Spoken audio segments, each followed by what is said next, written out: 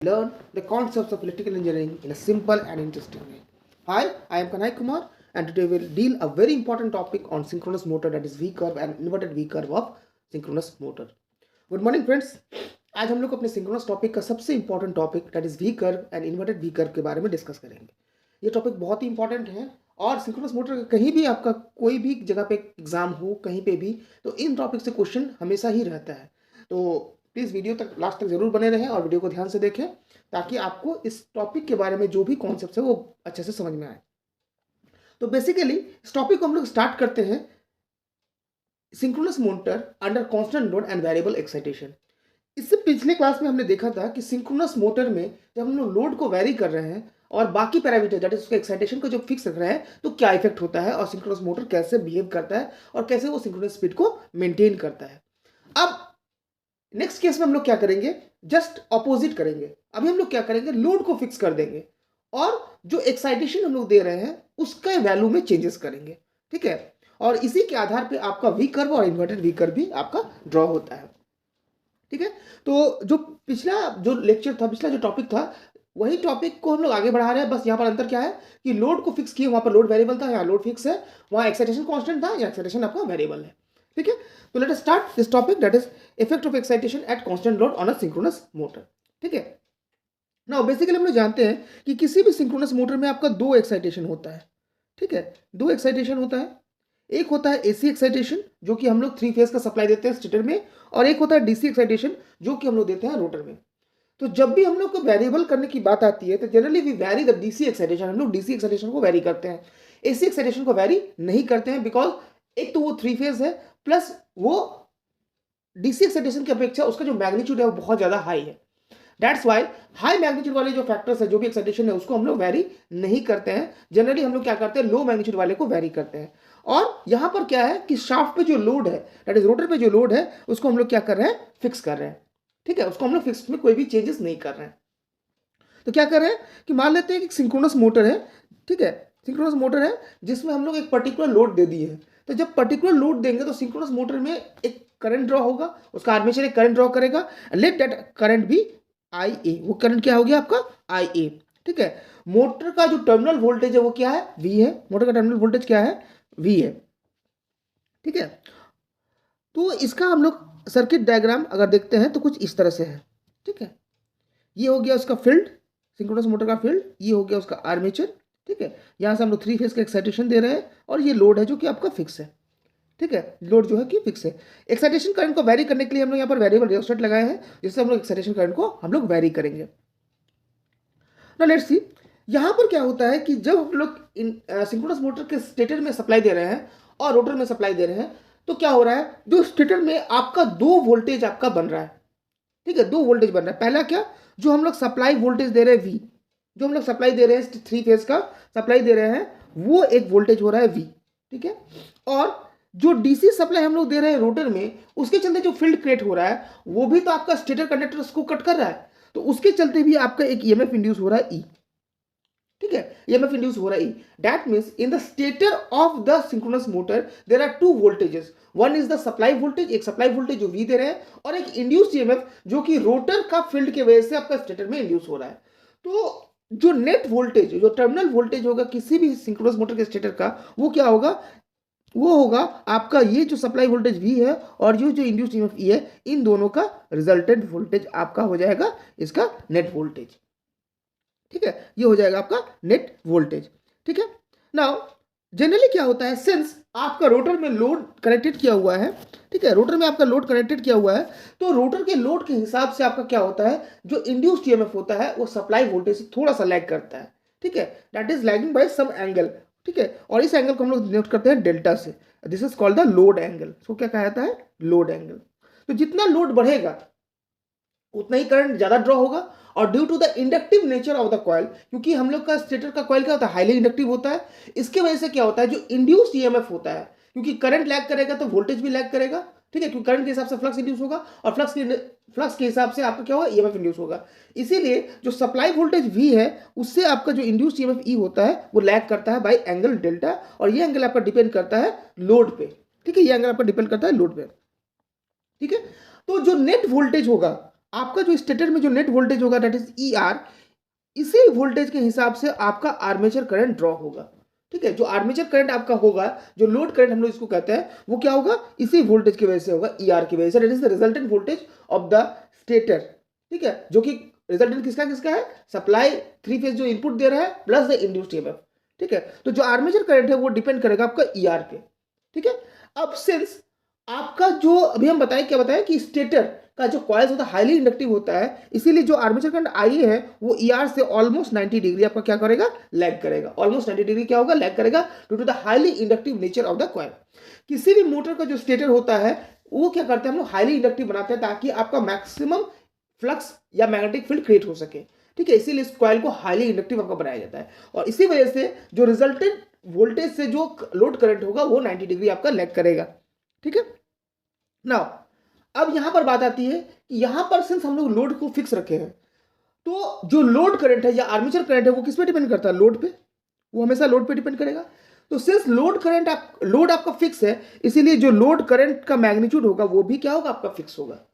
ठीक है, load current का मैग्नीट्यूड भी क्या होगा, फिक्स होगा, वो वेरी नहीं करेगा। ठीक है, क्योंकि लोड फिक्स है। अब मान लेते हैं कि अगर आपका एक्साइटेशन वेरी कर रहा है, तो ऑब्वियसली है कि रिजल्टेंट ईएमएफ का वैल्यू भी चेंज होगा, और रिजल्टेंट ईएमएफ का वैल्यू अगर चेंज होगा तो आर्मेचर करंट भी वेरी करना चाहिए। But since armature load fix है, इसलिए आर्मेचर करंट का जो वैल्यू मैग्नीट्यूड है टोटल जो ओवरऑल है वो आपका चेंज नहीं करेगा। ठीक है, तो इसको हम लोग को दिखाने के लिए हम लोग क्या करते हैं, यहाँ पर फेजर डायग्राम हम लोग यहाँ पर शो करते हैं। इस फेजर डायग्राम को थोड़ा ध्यान से देखिए। ठीक है, देखिए ये आपका सप्लाई वोल्टेज V है। ठीक है, सप्लाई वोल्टेज V है। ठीक है, और ये आपका इंड्यूस्ड ईएमएफ है, जो कि आपका डिपेंड कर रहा है कि हम लोग डीसी एक्साइटेशन कितना दे रहे हैं, दैट इज आईएफ पे। ठीक है, आईएफ जैसे जैसे वैल्यू जितना ज़्यादा वैरी कराएंगे उसके हिसाब से ई का वैल्यू चेंज होगा। जैसे IF1 अगर फील्ड करंट IF1 है तो ई डैश हुआ, IF2 है तो ई डबल डैश हुआ, ई ट्रिपल डैश, ऐसे ही आपका वो वैरी करेगा, क्योंकि रोटर का स्पीड तो फिक्स है। सिंक्रोनस मोटर है तो रोटर का स्पीड आपका फिक्स है। तो जो भी आपका ईएमएफ इंड्यूस होगा वो डिपेंड करेगा कि फ्लक्स कितना है, और फ्लक्स किस पे डिपेंड करेगा कि कितना हम डीसी एक्साइटेशन दे रहे हैं। इसीलिए जो इंड्यूस ईएमएफ होगा वो डिपेंड करेगा फील्ड करंट पे, एंड अल्टीमेटली जो रिजल्टेंट ईएमएफ है वो भी डिपेंड करेगा आईएफ पे, क्योंकि सप्लाई वोल्टेज जो कि आपका थ्री फेज इंडक्शन मोटर में थ्री फेज सप्लाई दे रहे हैं वो भी फिक्स है। ठीक है, तो अल्टीमेटली जो रिजल्टेंट वोल्टेज है वो डिपेंड करेगा फील्ड करंट पे, और इसी के हिसाब से आपका आर्मेचर करंट भी आपका वेरी करेगा। नाउ लेट अस सी यहां पर कि सिंस आपका लोड फिक्स है, इसीलिए जो भी आपका लोड करंट होगा वो कांस्टेंट होगा। This is the constant power line. ठीक है, जो क्या होगा, कांस्टेंट पावर लाइन। ठीक है, कांस्टेंट पावर लाइन मतलब पावर आपका फिक्स होगा। जो भी आपका लोड पावर लेगा, क्योंकि आपका लोड फिक्स है, जो भी पावर लेगा सप्लाई से वो फिक्स होगा।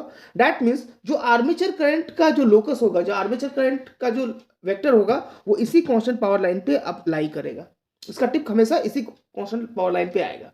ठीक है, क्योंकि वी आई जो कॉस फाई का वैल्यू होगा वो हमेशा फिक्स होगा, क्योंकि लोड फिक्स है।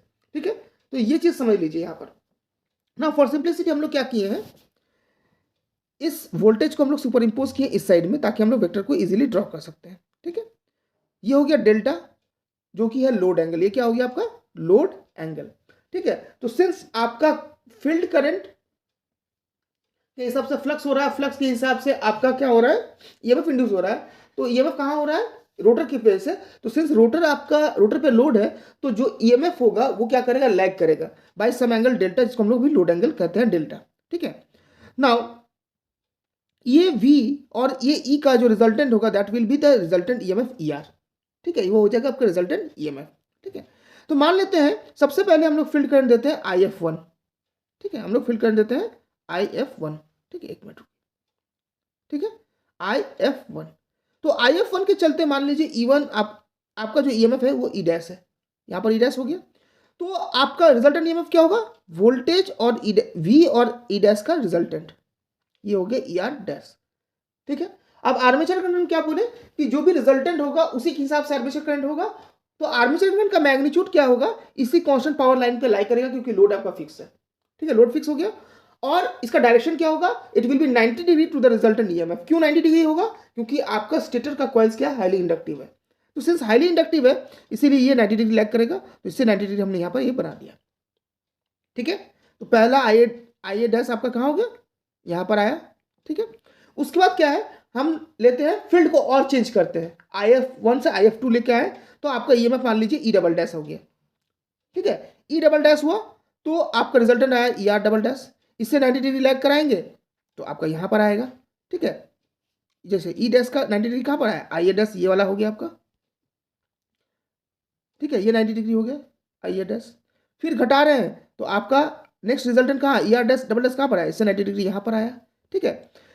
फिर अगर मान लीजिए फील्ड करंट को और चेंज करते हैं तो फिर ई रिजल्टेंट EMF कहाँ पर आएगा, यहाँ पर आएगा, और इसका करंट कहाँ पर आएगा, यहाँ पर आएगा, ठीक है। तो इस प्रकार से हम क्या देख रहे हैं कि जैसे जैसे हम लोग फील्ड का वैल्यू को चेंज कर रहे हैं, फील्ड का वैल्यू को चेंज कर रहे हैं, पावर तो सेम है लेकिन उस पावर को मेंटेन, उस पावर तो सेम है लेकिन जो करंट का जो मैग्नीट्यूड है, लेंथ है, वो वैरी कर रहा है, ठीक है। करंट का वैल्यू आपका वैरी कर रहा है, ठीक है। नाउ व्हाट हैपेंस, पहले देखिए करंट ज़्यादा लैग कर रहा था, फिर धीरे धीरे ये आपका लैगिंग कम हुआ, एक समय आएगा जब आपका करंट और वोल्टेज दोनों सेम फेज में होगा, this is called the critical excitation. इसको कहा जाता है क्रिटिकल एक्साइटेशन या क्रिटिकल वैल्यू, जब वोल्टेज और करंट सेम फेज पे होता है। उसके जब फर्दर हम एक्साइटेशन को चेंज करेंगे तो आर्मेचर करंट तो फिर इंक्रीज करेगा, लेकिन अब वो क्या होगा, लीडिंग पावर फैक्टर की तरफ काम करेगा, क्योंकि यहाँ पर करंट क्या होगा, वोल्टेज से लीड करने लगेगा, ठीक है। तो अल्टीमेटली क्या है, VIA cos phi, this is the power,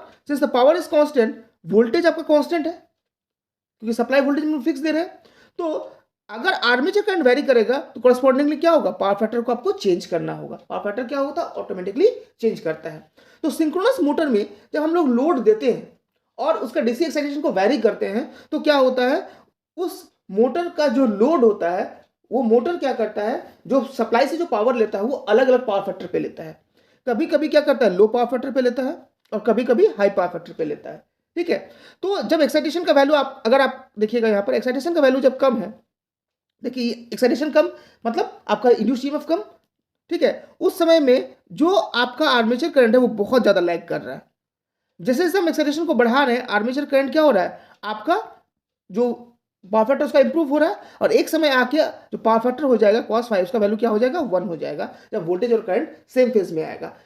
जिस एक्साइटेशन के लिए वोल्टेज और करंट सेम फेज में आ जाएगा और सिंक्रोनस मोटर का पावर फैक्टर 1 हो जाएगा, that is called the critical excitation, और इस केस में ये आपका प्योरली रेजिस्टिव लोड की तरह काम करता है। उसका जब फर्दर हम एक्साइटेशन को इंक्रीज करेंगे तो अब क्या होगा, फिर से करंट का वैल्यू इंक्रीज करेगा, ठीक है, एंगल इंक्रीज करेगा, करंट इंक्रीज करेगा, लेकिन अब क्या होगा, करंट आपका लीड करेगा वोल्टेज से, तो यहां पर जो पावर फैक्टर होगा वो क्या होगा, अब लीडिंग पावर फैक्टर की तरह काम करेगा, लीडिंग पावर फैक्टर की तरह काम करेगा। मतलब सिंक्रोनस मोटर एक ऐसा मोटर है जो सेम लोड पे अलग अलग पावर फैक्टर लोड की तरह काम कर सकता है, कभी लैगिंग की तरह भी काम कर सकता है, कभी लीडिंग पावर फैक्टर की तरह भी काम कर सकता है, कभी यूनिटी पावर फैक्टर की तरह भी काम कर सकता है। और इसी वजह से सिंक्रोनस मोटर को हम लोग बहुत बार यूज करते हैं फॉर पावर फैक्टर इंप्रूवमेंट के लिए भी, ठीक है। और किस केस में ये पावर फैक्टर को इंप्रूव करेगा, जब इसका एक्साइटेशन ज्यादा होगा, that is called over excitation condition, over excitation condition. जब आपका सिंक्रोनस मोटर ओवर एक्साइटेड होगा, मतलब नॉर्मल मतलब जब आपका वो प्योरली यूनिटी पावर फैक्टर की तरह काम कर रहा है, ठीक है।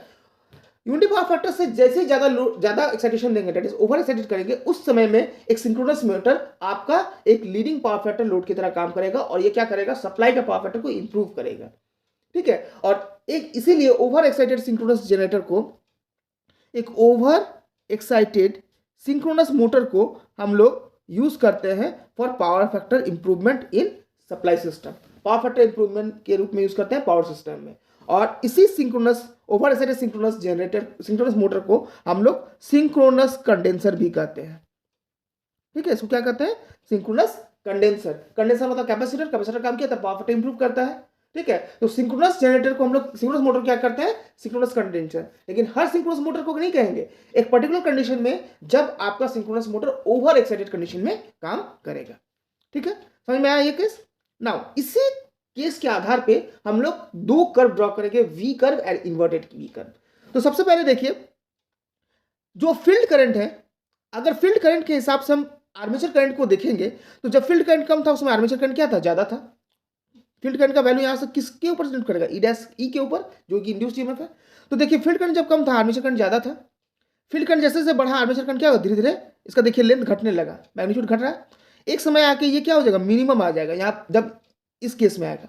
उसके बाद फर्दर जब फील्ड करंट को बढ़ाएंगे फिर से आर्मेचर करंट का जो लेंथ होगा वो आपका बढ़ने लगेगा। ठीक है, तो अगर हम लोग field current that is DC field current versus armature current का एक ग्राफ प्लॉट करते हैं, अगर हम अलग ग्राफ प्लॉट करते हैं तो वहां पर क्या हो जाएगा, this is called the V curve. ये होता है आपका वी कर्व। देखिए सबसे पहले फील्ड करंट जब कम था, देखिए this is the field current, ये आपका हो गया, एक मिनट, ये आपका हो गया फील्ड करंट, ठीक है, और ये हो गया आर्मेचर करंट। जब फील्ड करंट कम था तो आर्मेचर करंट का लेंथ ज्यादा था, लेकिन वहां पर वो कैसा था, वो लैग कर रहा था, ठीक है, जिसको हम लोग अंडर एक्साइटेशन करते हैं। यहाँ पर क्या हो रहा है, लैगिंग नेचर हो रहा है। फिर धीरे धीरे जैसे हम लोग फील्ड करंट को बढ़ा रहे हैं, आर्मेचर करंट आपका इंक्रीज कर रहा है, आर्मेचर करंट सॉरी डिक्रीज कर रहा है, डिक्रीज करते हुए एक मिनिमम वैल्यू पे जाएगा। मिनिमम वैल्यू कब, जब वो वोल्टेज और करंट एक ही फेज में आ जाएगा और यूनिटी पावर फैक्टर की तरह काम करेगा। उसके बाद फर्दर जब फील्ड करंट को बढ़ाते हैं फिर से आपका आर्मेचर करंट बढ़ना शुरू होता है ओवर एक्साइट कंडीशन में, लेकिन अब पावर फैक्टर क्या होता है, लीडिंग इन नेचर हो जाता है। पावर फैक्टर क्या होता है, लीडिंग इन नेचर हो जाता है। तो सिंस ये ग्राफ को आप देखिए वी शेप में दिख रहा है, this is called the V curve of the induction sorry synchronous motor. So कहा जाता है V curve of the synchronous motor, और ये ड्रॉ होता है between armature current and the field current. ठीक है, अब अगर आप लोड को चेंज करते हैं और फिर से पूरे सिस्टम पूरा जो प्रोसेस उसको फिर से करते हैं तो ग्राफ के नेचर में कोई चेंज नहीं आएगा, ग्राफ का नेचर में कोई चेंज नहीं आएगा, सिर्फ ग्राफ का जो पोजीशन है वो बदल जाएगा, बट नेचर आपका सेम रहेगा। ग्राफ का पोजीशन में बदलाव आएगा क्योंकि लोड ज्यादा है, तो क्या होगा, जो करंट है मिनिमम करंट का वैल्यू भी ज्यादा होगा, ठीक है, लेकिन ग्राफ का जो नेचर है वो आपका सेम रहेगा। अंडर एक्साइटेशन में वो लैगिंग की तरह काम करेगा और ओवर एक्साइटेशन में ये लीडिंग की तरह काम करेगा। ठीक है, नाउ अगेन अगर हम इस ग्राफ को फिर से एनालिसिस करते हैं, अगर हम पावर फैक्टर को देखें, पावर फैक्टर मतलब क्या हो गया, cosine of angle between voltage and current. तो पावर फैक्टर एंगल अगर देखते हैं तो ये यहाँ पर ये मान लेते हैं दिस इज φ1, ये हो जाएगा मान लीजिए φ2, ये हो जाएगा φ3 और ये हो जाएगा φ4। तो देखिए जब फील्ड करंट कम है तो एंगल जो लैगिंग जो एंगल है वोल्टेज और करंट से वो ज़्यादा है, वो क्या है, ज़्यादा है, बट लैगिंग नेचर है। धीरे धीरे फील्ड करंट बढ़ रहा है तो आपका जो एंगल है वो घट रहा है, ठीक है, एक समय जाके एंगल 0 हो गया। फर्दर जब ओवर एक्साइटेड कर रहे हैं तो भी एंगल आपका बढ़ रहा है, ठीक है। तो अगर एंगल बढ़ेगा तो कॉस फाई का वैल्यू क्या होगा, रिड्यूस होगा। थीटा अगर इंक्रीज करता है तो कॉस थीटा का वैल्यू क्या होता है, डिक्रीज करता है, ये हम लोग जानते हैं। तो अगर हम लोग सेम ग्राफ को between power factor and field current अगर ड्रॉ करते हैं, power factor and field current draw करते हैं तो क्या होता है, देखिए ये फील्ड करंट हो गया, ये पावर फैक्टर हो गया। इनिशियली जब आपका फील्ड करंट कम था तो कॉस फाई का वैल्यू क्या था, ज्यादा था, बट लैगिंग नीचे था, तो कॉस फाई क्या होगा, कम होगा, ये कम हो गया। धीरे धीरे फाई का वैल्यू घट रहा है तो कॉस फाई का वैल्यू ज्यादा हो रहा है, एक समय जाकर फाई क्या हो गया, 0 हो गया, उसमें कॉस फाई का वैल्यू क्या होगा, मैक्सिमम हो गया। फर्दर जब इंक्रीज कर रहे हैं तो फिर फाई का वैल्यू बढ़ रहा है तो कॉस फाई का वैल्यू आपका डिक्रीज कर रहा है, ठीक है। तो इधर क्या हो गया, आपका लैगिंग इन नेचर हो गया, इधर क्या हो गया, लीडिंग इन नेचर, और ये हो गया यूनिटी पावर फैक्टर, ठीक है। तो सेम केस यहाँ पर भी होता है, जब लोड का वैल्यू चेंज करते हैं तो सिर्फ ग्राफ का पोजीशन चेंज होता है बट ग्राफ का नेचर आपका सेम होता है। और ये ग्राफ आप देखिए आपका पिछले ग्राफ से जस्ट उल्टा दिखने में लगता है, वो वी शेप में था, ये उल्टा वी की तरह लगता है, that's why this is called the inverted V curve, this is called the inverted V curve of the synchronous motor, ठीक है। तो ये दोनों ग्राफ सबसे इंपॉर्टेंट ग्राफ से सिंक्रोनस मोटर में कहीं पे भी आपका कोई भी एग्जाम दे लीजिए, इन दोनों पॉइंट से आपका क्वेश्चन जरूर आता है, ठीक है। तो इस टॉपिक को बहुत बढ़िया समझ लेना है, ठीक है। और इसका सबसे इंपॉर्टेंट चीज है आपका ये वाला आपका फेजर डायग्राम, ठीक है। ये फेजर डायग्राम को क्लीनली समझ लीजिए कि फेजर डायग्राम में है क्या। ये आपका सप्लाई वोल्टेज है V, ठीक है। ई जो है ये आपका रिजल्टेंट, ये सभी इंड्यूस ईएमएफ है जो कि आपका डीसी फील्ड के हिसाब से आपका जनरेट हो रहा है, और इन दोनों का जो रिजल्टेंट है वो ER है, ठीक है। अब जो करंट होगा वो रिजल्टेंट वोल्टेज पे डिपेंड करेगा, ना कि सप्लाई वोल्टेज पे, ठीक है। जो रिजल्टेंट बनेगा उसी के हिसाब से करंट होगा, वो 90 डिग्री लैग करेगा, ठीक है। तो इस रिजल्टेंट के हिसाब से 90 डिग्री आप बनाते जाइए कांस्टेंट, सिंस लोड फिक्स है तो पावर भी फिक्स होगा, पावर फिक्स होगा तो आर्मेचर करंट का जो टिप होगा इसी कांस्टेंट पावर लाइन पे आएगा। तो ये ग्राफ के हिसाब से हम लोग एक बार फील्ड करंट के हिसाब से आर्मेचर करंट लेंगे तो वो क्या हो जाएगा, आपका वी कर्व हो जाएगा, और फील्ड करंट के हिसाब से अगर हम लोग पावर फैक्टर को लेंगे तो वो इन्वर्टेड वी कर्व हो जाएगा, ठीक है। तो आई होप आपको समझ में आया होगा। नाउ लेट्स सी कि इससे क्वेश्चन क्या पूछा जाता है। इससे क्वेश्चन ये पूछा जाता है कि किस कंडीशन में आपका एक सिंक्रोनस मोटर आपका लीडिंग पावर फैक्टर या पावर फैक्टर इंप्रूवमेंट का काम करता है। तो synchronous motor under over excited condition ही आपका क्या करता है, वो लीडिंग पावर फैक्टर या पावर फैक्टर इंप्रूवमेंट में काम करता है। कभी कभी पूछा जाता है व्हाट इज सिंक्रोनस कंडेंसर। तो सिंक्रोनस कंडेंसर क्या होता है, एक over excited synchronous motor under constant load is called a synchronous condenser. ठीक है, वी कर्व किसके बीच ड्रॉ होता है, it is between the field current and the load current, armature current, field current and armature current. और inverted V curve draw होता है between field current and the power factor, between the load power factor of the synchronous motor. ठीक है, तो I hope कि आज का topic आपको समझ में आया होगा। अगर किन्हीं को भी कहीं पे भी कोई भी दिक्कत हो इस टॉपिक से या किसी भी टॉपिक से, तो प्लीज कमेंट सेक्शन में जरूर कमेंट करें। और जैसा कि हमेशा कहता आ रहा हूँ, अगर वीडियो अच्छा लगे तो लाइक जरूर करें, अपने दोस्तों के साथ भी शेयर करें, और अगर चैनल पे नए हैं तो सब्सक्राइब करना ना भूलें, ताकि इस तरह का इन्फॉर्मेटिव वीडियो आपको आगे भी मिलता रहे। ओके, तो that's all for today, have a nice day, thank you.